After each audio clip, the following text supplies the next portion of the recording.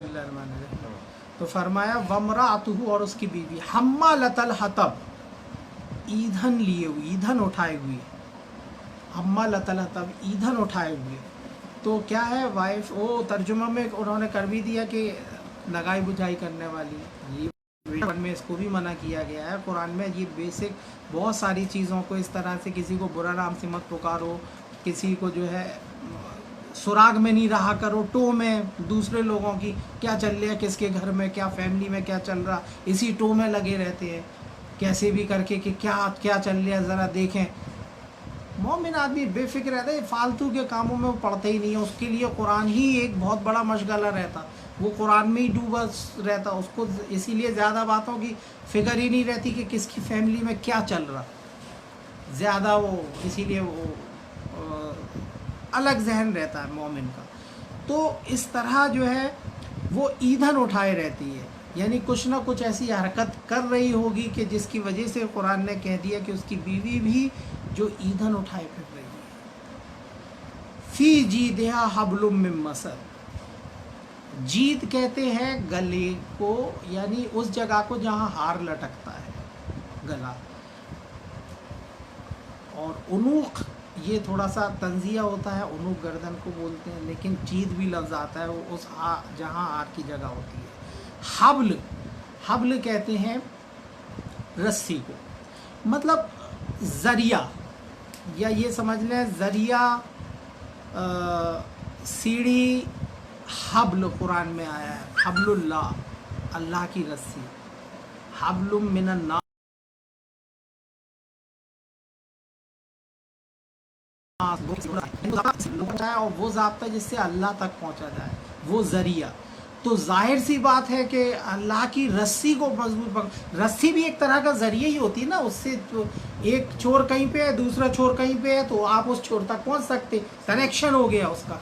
तो रस्सी भी, इसीलिए उसका मीनिंग ज़रिया भी निकलते हैं। तो आने अल्लाह के ज़रियों जिससे अल्लाह तक, अल्लाह का कुर्ब हासिल किया जाता है, उन ज़रियों को, उन ज़रियों की तलाश भी होती है, उन ज़रियों को तलाश करो, उन ज़रियों, वो ये अल्लाह की रस्सी को पकड़ लो तो अल्लाह तक पहुंच जाओगे। तो इस जहन से ये निकलता है कि अल्लाह की कौन सा ज़ाब्ता है जिससे हम अल्लाह तक पहुंच सकते हैं, मतलब अल्लाह के कुर्ब हासिल कर सकते हैं, वो है कुरान करीम, अल्लाह की किताब, जिसके ज़रिए से, यही तो एक चीज़ है जिसके ज़रिए से, अहकाम के ज़रिए से, अहकाम पे चल के हम अल्लाह का कुर्ब नसीब कर सकते हैं। तो यानी कुरान को मजबूती से पकड़ने का हुक्म दिख रहा है वहाँ पर। अल्लाह की रस्सी, अल्लाह की रस्सी, तो अल्लाह की रस्सी, रस्सी तो रस्सी वो ज़रिया, अरबी ज़बान बहुत सिस्टमेटिक है, तो वो चीज़ हम मीनिंग में निकाल देंगे, रस्सी या ज़रिया या वो कनेक्शन। तो क्योंकि आया कि अल्लाह से कनेक्शन हो, फरमाया फ़ी जीदिहा हब्लुम मिन मसद, कहते हैं बटा, बटने को, बटा हुआ, चूँकि रस्सी भी बटी रहती है वैसे, लेकिन रस्सी वो बटी हुई रस्सी नहीं, रस्सी तो बिना बटी हुई हो सकती, लेकिन वो ज़रिए को माना जाएगा। मिम मसद, बटी हुई मसद, तो उसके गले में रस्सी है बटी हुई। आप समझ लो रस्सी गले में हश्र होने वाला है, क्योंकि उसके मरने के बाद ही ये बात बताई गई होगी। ज़िंदगी में तो इस तरह के नाम लेके तो किसी का नाम ही नहीं है, तो आदमी अपने आप फिट कर सकता है, अपने ऊपर भी कोई भी फिट कर सकता है, क्योंकि नाम लेके तो अगर बता दिया जाएगा या ज़िंदगी में उसके बता दिया जाएगा तो तंबी के तौर पे तो बताया जा सकता कि तुम ईंधन लिए हो, आग का घूम रहे हो और तुम्हारे गल में रस्सी है।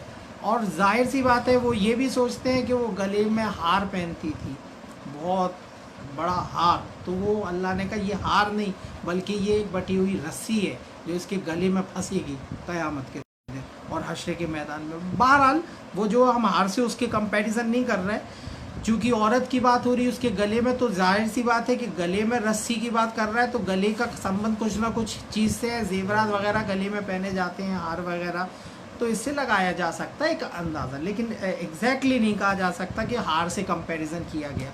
बहरहाल औरत के गले में रस्सी है तो औरत के गले में हार होता है, तो कंपैरिजन किया भी जा सकता है। तो यहाँ पर एक आदमी जिसके बारे में बताया कि उसके माल ने उसे कुछ काम नहीं आया और उसने जो कमाया اور وہ دوزخ کی آگ میں، شعلے والی آگ میں جائے گا، اس کی بیوی بھی، کیونکہ وہ ایندھن اٹھائے پھرتی ہے۔ ہسبینڈ کو اپنے اعمال کا جواب دینا ہے، اس کی بیوی کو اس کے اعمال کا جواب دینا ہے، لیکن ہر آدمی کو اپنے اعمال کا جواب دینا ہے۔ چونکہ سنگ رہتے ہیں اسی لیے زیادہ ضروری ہے کہ وہ آپس میں تال میل بنا کے، پہلی بات تو وہی ہسبینڈ قرآن سیکھے، تبھی تو وہ وائف کو سکھا پائے گا۔ وہ سیکھا ہی نہیں ہے، وہ خود اس کی سیکھنے کے جو ذریعے ہے وہ آ جا سکتا ہے، یہاں سن سکتا ہے، عورت کے ذریعے بالکل ختم ہو چکے۔ مسجد میں بھی اب قرآن نہیں سکھایا جاتا، اور مسجدوں میں ان کا جانا بھی بند ہے، لیڈیز کے پروگرامز بھی نہیں ہوتے ہیں، ان کو سکھانے کے لیے کوئی گھر پہ اپنے آپ آئے گا نہیں۔ اسی لیے ان کی ذمہ اور ہسبینڈ کی ذمہ داری زیادہ بنتی ہے ان کے وائف کے لیے کہ وہ انہیں تعلیم دیں، پہلے وہ خود تعلیم لیں پھر وہ انہیں دیں۔ جب خود ہی نہیں لیں گے تو انہیں کیا دیں گے؟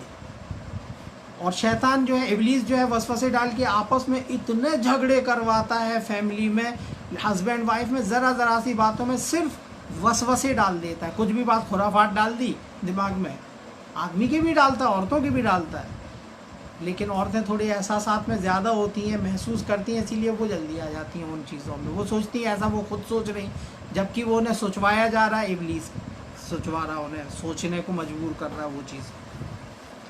تو یہاں پر تو سورہ اللہ پوری ہوئی الحمدللہ، اور اب انشاءاللہ اگلے ہفتے ہم لیں گے سورہ اخلاص۔